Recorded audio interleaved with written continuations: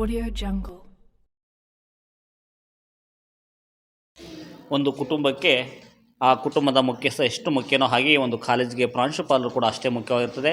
ಆ ಒಂದು ಪ್ರಾಂಶುಪಾಲರು ಏನೇನು ಕ್ರಮವನ್ನು ಕೈಗೊಳ್ತಾರೆ, ಇಡೀ ಕಾಲೇಜಿನ ಸರ್ವಾಂಗೀಣ ಅಭಿವೃದ್ಧಿಯಲ್ಲಿ ಪ್ರಾಂಶುಪಾಲರ ಪಾತ್ರ ಅತ್ಯಂತ ಮಹತ್ವವಾಗಿರುತ್ತೆ. ಬನ್ನಿ ಪ್ರಾಂಶುಪಾಲರನ್ನ ಭೇಟಿ ಮಾಡಿ ಮಾತಾಡೋಣ ಇದ್ರ ಬಗ್ಗೆ.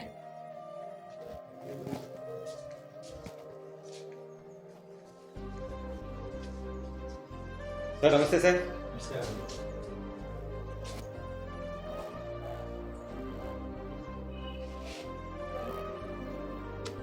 ಸರ್ ನಮಸ್ತೆ. ಸರ್ಕಾರಿ ಪದವಿ ಪೂರ್ವ ಕಾಲೇಜಿನ ಪ್ರಾಂಶುಪಾಲರನ್ನ ಭೇಟಿ ಮಾಡಿ ಈ ಒಂದು ಕಾಲೇಜಿನ ಪರಿಸರ ವ್ಯವಸ್ಥೆ ಯಾವ ರೀತಿ ಇದೆ ಅಂತ ಬನ್ನಿ ಮಾತಾಡೋಣ. ಸರ್ ನಿಮ್ಮ ಹೆಸರೇನು ಸರ್?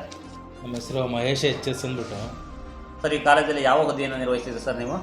ನಾವು ಪ್ರಭಾರಿ ಪ್ರಾಂಶುಪಾಲರಾಗಿ ಕರ್ತವ್ಯ ನಿರ್ವಹಿಸ್ತಾ ಇದ್ದೀವಿ. ಬರೀ ಪ್ರಭಾರಿ ಪ್ರಾಂಶುಪಾಲ ಅಥವಾ ಯಾವ್ದಾದ್ರು ಒಂದು ವಿಷಯಗಳನ್ನು ಬೋಧನೆ ಮಾಡ್ತೀರಾ ನೀವು? ಅರ್ಥಶಾಸ್ತ್ರ ಉಪನ್ಯಾಸಕರಾಗಿ ಕರ್ತವ್ಯ ನಿರ್ವಹಿಸ್ತಾ ಇದ್ದೀನಿ. ಹೌದಾ? ಹಾಗಾದರೆ ನಿಮ್ಮ ಕಾಲೇಜಿನಲ್ಲಿರ್ತಕ್ಕಂತಹ ಪರಿಸರ ವ್ಯವಸ್ಥೆಗಳು ಹೇಗಿದೆ ಸರ್? ಇಲ್ಲಿ ಒಂದು ವಾತಾವರಣ ಪರಿಸರ ವ್ಯವಸ್ಥೆ ಅಂತೂ ತುಂಬ ಚೆನ್ನಾಗಿದೆ. ನಮ್ಮ ಕಾಲೇಜಿನ ವಾತಾವರಣ ನೀವೇ ನೋಡಿಬೇಕಾದ್ರೆ ಅಲ್ಲೂ ಹೊರಗಡೆಯಿಂದನೂ ನೋಡಿ, ಇಲ್ಲಿ ಗಿಡಗಳನ್ನ ನೆಟ್ಟಿರೋದಾಗ್ಬೋದು, ಅಥವಾ ನಮ್ಮ ಕಾಲೇಜಿನ ಪರಿಸರ ಇರ್ಬೋದು, ಕ್ರೀಡಾಂಗಣ ಇರ್ಬೋದು. ಒಂದು 4ರಿಂದ 5 ಎಕರೆ ಕ್ರೀಡಾಂಗಣನೇ ಇದೆ. ಮತ್ತು ಶೋ ಗಿಡಗಳನ್ನು ಯಾವ ರೀತಿ ಬೆಳೆಸಿದ್ದೀವಿ ಇಲ್ಲಿ, ಮತ್ತು ಇಲ್ಲಿ ತೆಂಗಿನ ಗಿಡಗಳನ್ನು ಬೆಳೆಸಿದ್ದೀವಿ. ಮಕ್ಕಳಿಗೆ ಬೇಕಾದಂತಹ ಆಟೋಟ ಸ್ಪರ್ಧೆಗಳಿಗೆ ಬೇಕಾದಂತಹ ಕ್ರೀಡಾಂಗಣವನ್ನು ಯಾವ ರೀತಿ ನಿರ್ಮಾಣ ಮಾಡಿದ್ದೀವಿ ಅದನ್ನು ನೀವೇ ನೋಡಿ, ಕಣ್ಣಾರೆ ನೋಡಿ ಗೊತ್ತಾಗುತ್ತೆ ನಿಮಗೆ. ಭಾಳ ಉತ್ತಮವಾದ ವಾತಾವರಣ ಇದು. ಕೊಡಗಿನ ವಾತಾವರಣಕ್ಕಿಂತಲೂ ತುಂಬ ಚೆನ್ನಾಗಿದೆ. ಅಂದರೆ ನಮ್ಮ ಪ್ರಾಂಶುಪಾಲರು ಹೇಳೋ ಪ್ರಕಾರ ಈ ಒಂದು ಕಾಲೇಜ್ ಯಾವ ರೀತಿ ಇದೆ ಅಂದರೆ, ಈ ಕೊಡಗಿನ ಭಾಗದಿಂದ ನೇರಾಗಿರ್ತಕ್ಕಂಥ ಒಂದು ರೀತಿ ಮಲೆನಾಡಿನ ವಾತಾವರಣವನ್ನು ಹೊಂದಿದೆ. ಜೊತೆಗೆ ಉತ್ತಮವಾದ ಒಂದು ಕ್ರೀಡಾಂಗಣ ವ್ಯವಸ್ಥೆ ಇದೆ. ವಿದ್ಯಾರ್ಥಿಗಳ ಒಂದು ಸರ್ವಾಂಗೀಣ ಅಭಿವೃದ್ಧಿಗೆ ಈ ಸರ್ಕಾರಿ ಪದವಿ ಪೂರ್ವ ಕಾಲೇಜು ತುಂಬ ಉತ್ತಮವಾದ ರೀತಿಯಲ್ಲಿ ಸ್ಪಂದನೆ ಮಾಡ್ತಾರೆ ಅಂತಕ್ಕಂಥದ್ದು ನಮ್ಮ ಪ್ರಾಂಶುಪಾಲರ ಒಂದು ಅಭಿಪ್ರಾಯ ಆಗಿರ್ತಕ್ಕಂಥದ್ದನ್ನ ನೋಡ್ಬೋದು. ಜೊತೆಗೆ ವಿದ್ಯಾರ್ಥಿಗಳ ಶೈಕ್ಷಣಿಕ ಅಭಿವೃದ್ಧಿಗೆ ನೀವು ಏನೇನು ಕ್ರಮವನ್ನು ಕೈಗೊಂಡಿದ್ದೀರಿ ಸರ್? ವಿದ್ಯಾರ್ಥಿಗಳ ಶೈಕ್ಷಣಿಕ ಪ್ರಗತಿಗಾಗಿ ನಾವು ಭಾಳ ಉತ್ತಮವಾದಂತಹ ಕ್ರಮಗಳನ್ನು ಕೈಗೊಂಡಿದ್ದೀವಿ. ವಿದ್ಯಾರ್ಥಿಗಳ ಶೈಕ್ಷಣಿಕ ಪ್ರಗತಿಗಾಗಿ ನಾವು ಪ್ರತಿನಿತ್ಯ 9 ಗಂಟೆಯಿಂದ 4 ಗಂಟೆವರೆಗೂ ಸಹ ಕ್ಲಾಸಸ್ಗಳನ್ನು ಮಾಡ್ತಾಯಿದ್ದೀವಿ. ಎಲ್ಲ ಉಪನ್ಯಾಸಕರು ಚಾಚು ತಪ್ಪದೆ ತಮ್ಮ ತರಗತಿಗಳನ್ನು ತೆಗೆದುಕೊಳ್ತಾರೆ.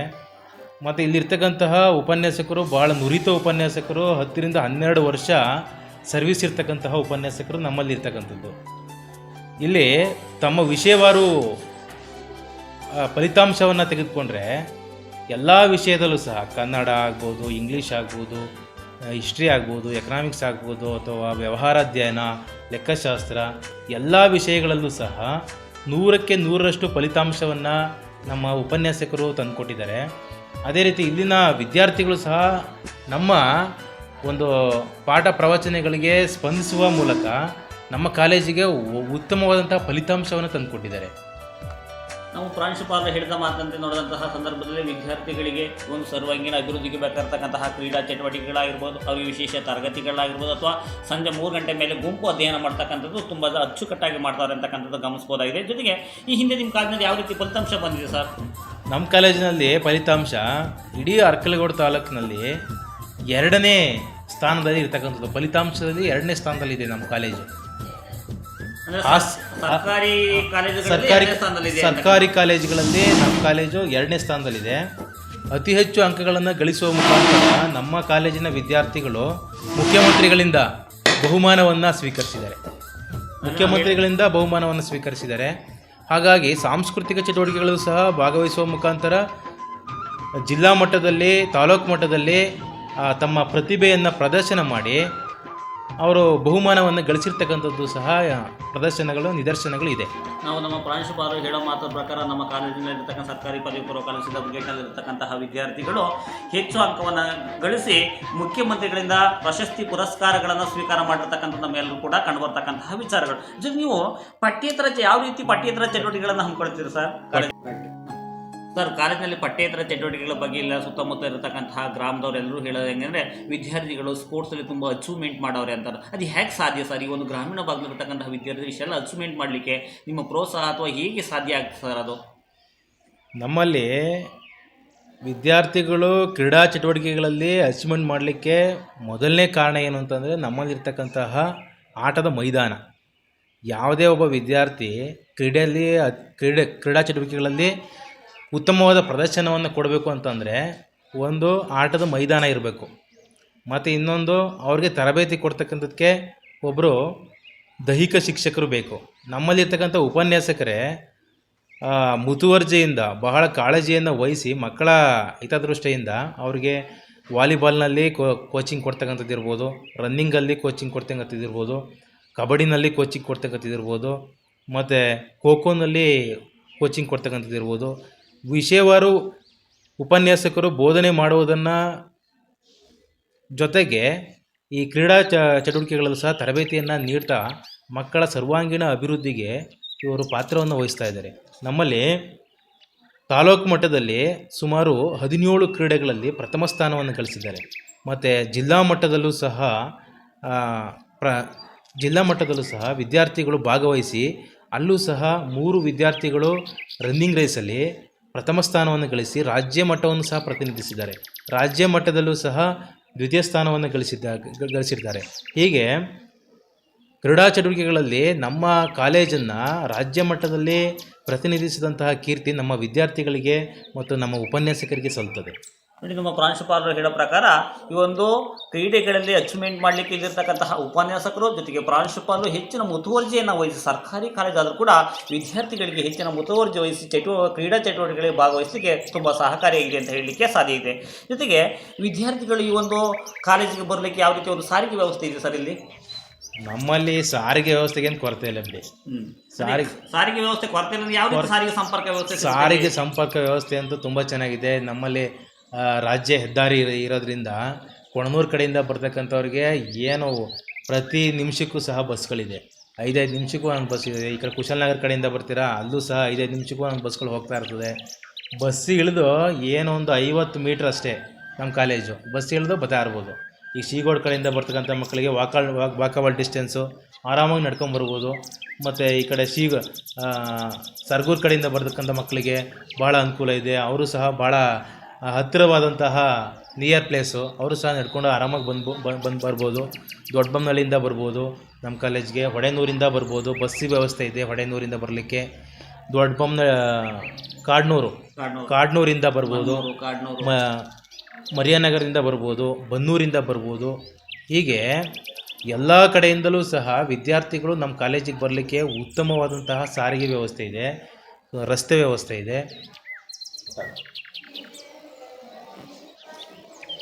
ಈ ಸುತ್ತಮುತ್ತಲಿರ್ತಕ್ಕಂಥ ಇದೇ ಕಾಲೇಜಿಗೆ ಬಂದು ಸೇರಬೇಕು ಅಂತ ಆಸೆ ಪಡ್ತಾರಲ್ಲ, ಯಾಕೆ ಸರ್ ಈ ಒಂದು ಕಾಲೇಜಿಗೆ, ಸಿದ್ದಾಪುರ ಗೇಟ್ಗೆ?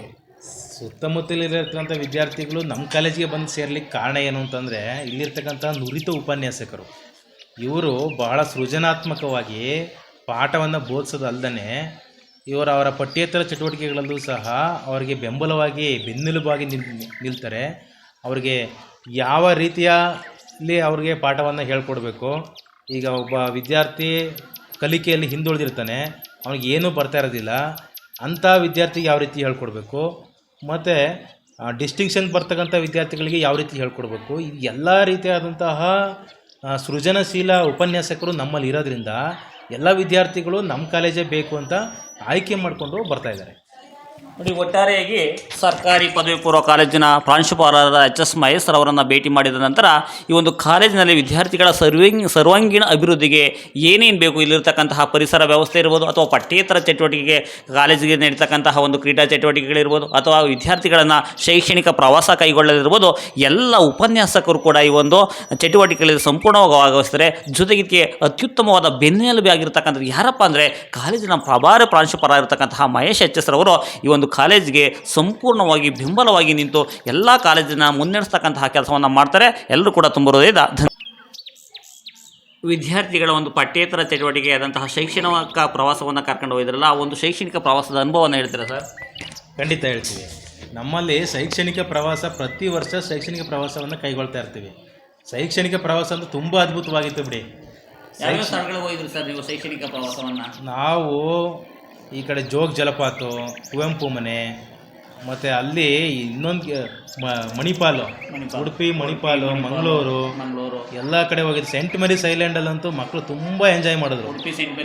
ಸೆಂಟ್ ಮೇರೀಸ್ ದ್ವೀಪ ಹೀಗೆ ಹಲವಾರು ಐತಿಹಾಸಿಕ ಸ್ಥಳಗಳು ಮಕ್ಕಳಿಗೆ ಹಿಸ್ಟಾರಿಕಲ್ ಪ್ಲೇಸು ಸಹ ತೋರಿಸ್ಬೇಕು, ಮತ್ತು ಅವಾಗೆ ಮನೋರಂಜನೆ ಸಹ ಸಿಗಬೇಕು. ಆ ರೀತಿಯಾದಂಥ ಒಂದು ಅದ್ಭುತವಾದಂತಹ ಒಂದು ನಾವು ಪ್ರವಾಸವನ್ನು ಕೈಗೊಳ್ತೀವಿ ಪ್ರತಿ ವರ್ಷ. ಏನಾದ್ರು ಕೂಡ ನೀವು ಕದಂಬರ ರಾಜಧಾನಿ ಬನವಾಸಿಗೆ ಏನಾದ್ರು ಭೇಟಿ ಕೊಟ್ಟಿದ್ರ ಸರ್? ಹೌದು ಸರ್, ಅಲ್ಲಿ ನಾವು ಬನವಾಸಿಗೆ ಸಹ ಭೇಟಿ ಕೊಟ್ಟು ತುಂಬ ಚೆನ್ನಾಗಿತ್ತು. ಅಲ್ಲೂ ಸಹ ನೋಡ್ಕೊಂಬಂದ್ವಿ.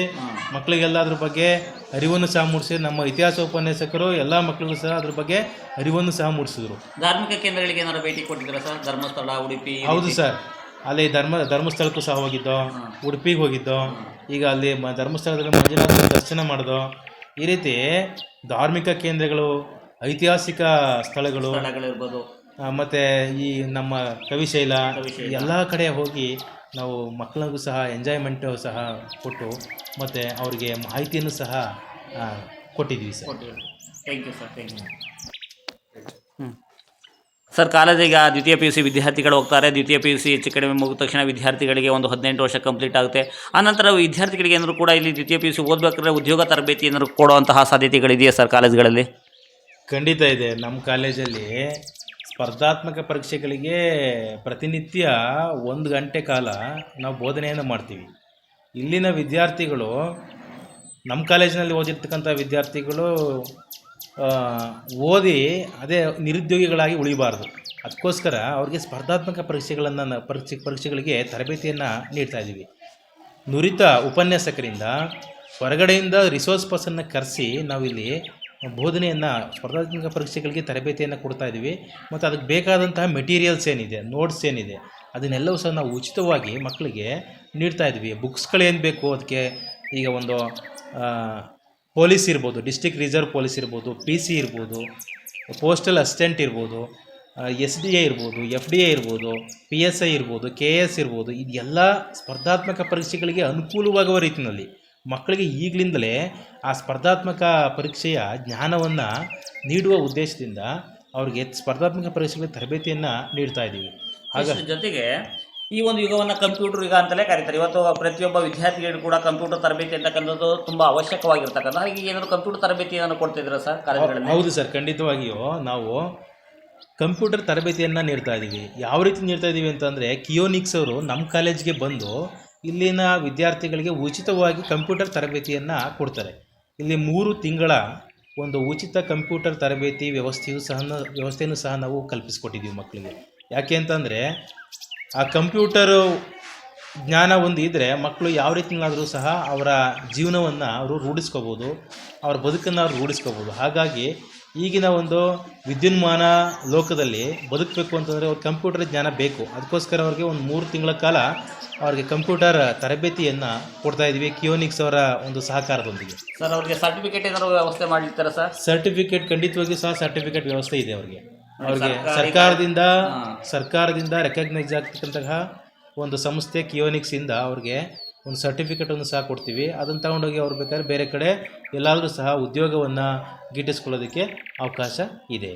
ಸರ್ಕಾರಿ ಕಾಲೇಜ್ ಆದರೂ ಕೂಡ ವಿದ್ಯಾರ್ಥಿಗಳಿಗೆ ಉಚಿತ ಕಂಪ್ಯೂಟರ್ ತರಬೇತಿ ಜೊತೆಗೆ ಸರ್ಟಿಫಿಕೇಟನ್ನು ಕೂಡ ಕೊಡ್ತಾರೆ. ಯಾಕಂದರೆ ಇವತ್ತು ಕಂಪ್ಯೂಟರ್ ಈಗ ಪ್ರತಿಯೊಬ್ಬ ವಿದ್ಯಾರ್ಥಿಗೂ ಕೂಡ ಕಂಪ್ಯೂಟರ್ ತರಬೇತಿ ಅಂತಕ್ಕಂಥದ್ದು ತುಂಬ ಅವಶ್ಯಕವಾಗಿದೆ. ನಾವೆಲ್ಲರೂ ಕೂಡ ಬದುಕಬೇಕಂದ್ರೆ ಕಂಪ್ಯೂಟರ್ ಅಂತಕ್ಕಂಥದ್ದು ಬೇಕೇ ಬೇಕು, ಕಂಪ್ಯೂಟರ್ ಜ್ಞಾನ ಅಂತಕ್ಕಂಥದ್ದು. ಹಾಗೆ ಸರ್ಕಾರಿ ಕಾಲೇಜ್ ಆದರೂ ಕೂಡ ಅವ್ರಿಗೆ ಒಂದು ಉಚಿತ ಕಂಪ್ಯೂಟರ್ ತರಬೇತಿಯನ್ನು ಕೊಡ್ತಿರ್ತಕ್ಕಂಥದ್ದು ನಾವೆಲ್ಲರೂ ಕೂಡ ನೋಡ್ಬೋದಾಗಿರ್ತಕ್ಕಂತಹ ವಿಚಾರ.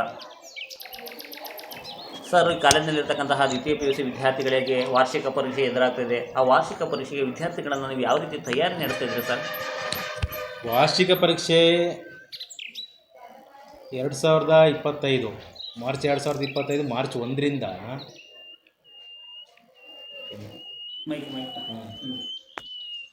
ಮಾರ್ಚ್ 1ರಿಂದ ದ್ವಿತೀಯ PUC ವಾರ್ಷಿಕ ಪರೀಕ್ಷೆ ಪ್ರಾರಂಭ ಆಗ್ತಾ ಇದೆ.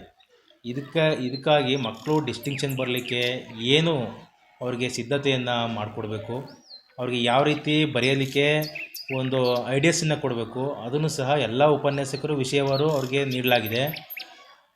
ನಮ್ಮಲ್ಲಿ ಹಿಂದೆ 4 ವಿದ್ಯಾರ್ಥಿಗಳು ಡಿಸ್ಟಿಂಕ್ಷನ್ನಲ್ಲಿ ಪಾಸಾಗಿದ್ದಾರೆ. ಈ ಸರಿನೂ ಸಹ ಸುಮಾರು 10ರಿಂದ 12 ವಿದ್ಯಾರ್ಥಿಗಳು ಡಿಸ್ಟಿಂಕ್ಷನ್ನಲ್ಲಿ ಪಾಸಾಗ್ತಾರೆ. ಉಳಿದ ಎಲ್ಲ ವಿದ್ಯಾರ್ಥಿಗಳು ಸಹ ಪ್ರಥಮ ದರ್ಜೆಯಲ್ಲಿ ಪಾಸಾಗೋದಕ್ಕೆ ಏನೇನು ಕ್ರಮಗಳನ್ನು ಕೈಗೊಳ್ಳಬೇಕು, ಅವ್ರಿಗೆ ಯಾವ ರೀತಿ ಬರೀಬೇಕು ಮತ್ತು ಯಾವ ರೀತಿ ಓದಬೇಕು, ಮನೆಯಲ್ಲಿ ಅವ್ರಿಗೆ ಏನೇನು ನೋಟ್ಸ್ಗಳು ಬೇಕು, ಎಲ್ಲ ಒಂದು ವಿಚಾರಗಳ ಬಗ್ಗೆ ಅವ್ರಿಗೆ ಪ್ರೊವೈಡ್ ಮಾಡಲಾಗಿದೆ. ಹಾಗಾಗಿ PUC ಪರೀಕ್ಷೆಯಲ್ಲಿ ಡಿಸ್ಟಿಂಕ್ಷನ್ ಬಂದಂತಹ ವಿದ್ಯಾರ್ಥಿಗಳಿಗೆ ನಿಮ್ಮಲ್ಲಿ ಏನಾದರೂ ಕೂಡ ಅವರಿಗೆ ಪ್ರೋತ್ಸಾಹ ಕೊಡಲಿಕ್ಕೆ ನಗದು ಬಹುಮಾನಗಳನ್ನು ಏನಾದರೂ ಕೊಡ್ತಾ ಇದ್ದೀರಾ ಸರ್ ಕಾಲೇಜುಗಳಲ್ಲಿ? ಹೌದು, ಡಿಸ್ಟಿಂಕ್ಷನ್ ಬಂದಂಥ ವಿದ್ಯಾರ್ಥಿಗಳಿಗೆ ನಮ್ಮ ಉಪಾಧ್ಯಕ್ಷರು ಸಹ ನಗದು ಬಹುಮಾನವನ್ನು ಕೊಡ್ತೀನಿ ಅಂತ ಹೇಳಿದ್ದಾರೆ. ಅದೇ ರೀತಿ ನಾವು ಸಹ ವೈಯಕ್ತಿಕವಾಗಿ ನಗದು ಬಹುಮಾನವನ್ನು ಕೊಡ್ತಾ ಇದ್ದೀವಿ ಅವರಿಗೆ. ಅದೇ ರೀತಿ ಅವರ ವಿಷಯವಾರು ಉಪನ್ಯಾಸಕರು ಸಹ ಅವರಲ್ಲಿ ವಿಷಯದಲ್ಲಿ ಹೆಚ್ಚು ಅಂಕಗಳನ್ನು ಗಳಿಸಿದವರಿಗೆ ನಗದು ಬಹುಮಾನವನ್ನು ನೀಡ್ತಾ ಇದ್ದಾರೆ.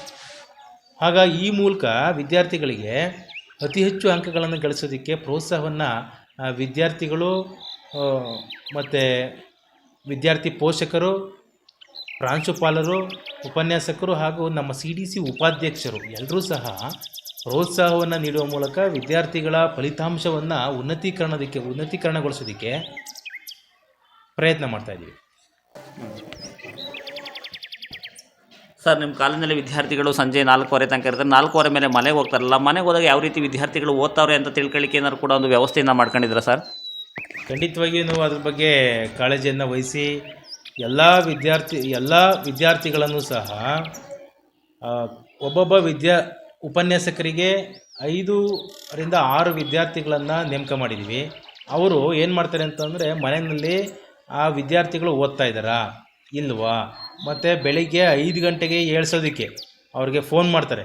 ಫೋನ್ ಮಾಡುವ ಮುಖಾಂತರ ಅವರು ಮಗು ಎದ್ದಿದೆಯಾ, ಓದ್ತಾ ಇದೆಯಾ ಅನ್ನೋದ್ರ ಬಗ್ಗೆ ಕನ್ಫರ್ಮ್ ಮಾಡ್ಕೊಳ್ತಾರೆ. ಅದೇ ರೀತಿ ಆ ವಿದ್ಯಾರ್ಥಿಗಳು ಎಷ್ಟೊತ್ತುವರೆಗೆ ಓದ್ತಾ ಇದ್ದಾರೆ, ಸಂಜೆ 6 ಗಂಟೆಗೆ ಕೂತ್ಕೊಂಡ್ರೆ ಅವರು 10 ಗಂಟೆವರೆಗೆ ಓದ್ತಾರಾ, 11 ಗಂಟೆವರೆಗೆ ಓದ್ತಾ ಇದ್ದಾರಾ, 12 ಗಂಟೆವರೆಗೆ ಓದ್ತಾ ಇದ್ದಾರಾ ಅನ್ನೋದನ್ನು ತಿಳ್ಕೊಳ್ಳೋದಕ್ಕೋಸ್ಕರ ಉಪನ್ಯಾಸಕರಿಗೆ 5 ರಿಂದ 6 ವಿದ್ಯಾರ್ಥಿಗಳನ್ನು ನಿಯೋಜನೆ ಮಾಡಿ ಈ ಮುಖಾಂತರ ವಿದ್ಯಾರ್ಥಿಗಳು ಹೆಚ್ಚು ಓದುವ ಕಡೆ ಅವರನ್ನು ಮನವೊಲಿಸೋದಕ್ಕೆ ಪ್ರಯತ್ನವನ್ನು ಮಾಡ್ತಾಯಿದ್ದೀವಿ.